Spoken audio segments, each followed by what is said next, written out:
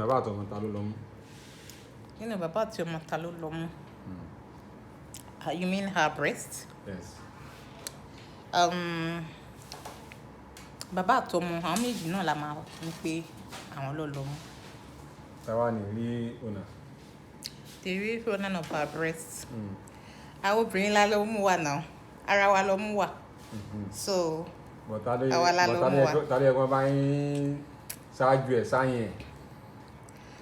Ọmọ náà tọ́mọ bá mú náà, you know, òun ló time tó mú yẹn, òun ló ní time yẹn. Okay. Tó bá ti wá ṣe tiẹ̀ tó. Tó gbélẹ̀. Then the husband can now take over the breast. Now, what are you now saying? Who is the real owner? Is it the husband or the child? Well, kábáníkà wo ẹni tó lè bá wa ṣe care dáadáa, tó lè bá wa ṣe care ọmọ wa, tó lè bá wa massage as we were advised pé ká máa massage ọmọ wa torí cancer and any other diseases. So àwọn ọkùnrin ni wọ́n mọ bọ́tú, àwọn ọkọ wa not ọkùnrin o. Okay. Husband. Okay. Ló ní ọmú yẹn. Okay. If we need to checkmate it very well, because àwọn ló máa bá wa massage, àwọn ló máa bá wa mú, àwọn ló máa bá wa sọ̀kẹ́ dáadáa and romantically, you know, àwọn ọkùnrin. So basically, bàbá ló lọ́mú. Basically, the husband owns the breast. Bàbá àtọmọ ta ló lọ́mú? Ọmọ ló lọ́mú. Kí ni ìdí tó máa fi lọ́mú? Torí pé ọmọ máa mọ ọmú fún ọdún mẹ́ta. So tọmọ bá dẹ̀ mọ ọmú fọ́dún mẹ́ta tó bá dàgbà tán bàbá ló ṣe máa tún gbé ọmọ. So ẹ máa ń tọmọ lọ́wọ́ ẹ̀ kí n fún ọkọ yín lọ́mú. Omi kì máa wà nú ẹ̀. Wọ́n ní máa ń sara lóore. Ara lóore wo ló ṣe?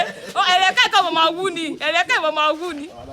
So lọ́kàn tí ọmọ ló lọ́mú. Ọmọ ló lọ́mú ọdún mẹ́ta ni o. Okay, lẹ́yìn ọdún mẹ́ta ẹ̀ gbé lẹ́fún bàbá. Bàbá máa mọ ọmú. But ta ni ó nà gangan? Bàbá ló lọ́mú. Bàbá gan ló lọ́mú. Ẹ ti takura wọ, ẹ ti takura yín o. Ẹ ti takura yín o.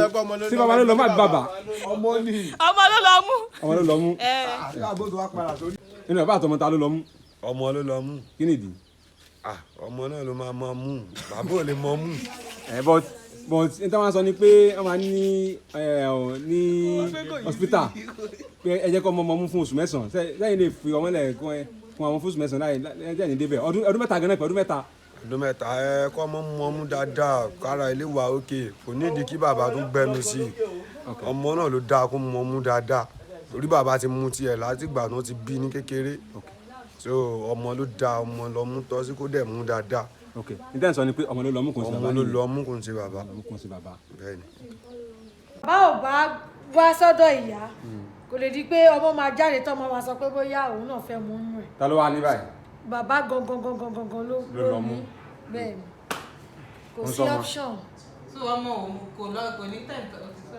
Ó yẹ pé bóyá ọmọ ò ní nínú ẹ̀ bẹ́ẹ̀ bí ẹni tó kọ́ because bàbá ló kọ́kọ́ mọ̀ náà kó lè ní kó mọ̀. Ẹ̀yin tẹ wá ní ara yín kọ́ ta ló ní. Tí mo èmi mo ní ọwọ́ mú mi ṣùgbọ́n lọ́wọ́ tí mo ti márì ọkọ mi lónìí tó bá dẹ̀wù ló dẹ̀ lè fi ṣe. Hey, thanks for watching this video. Subscribe on our YouTube channel. Subscription is free.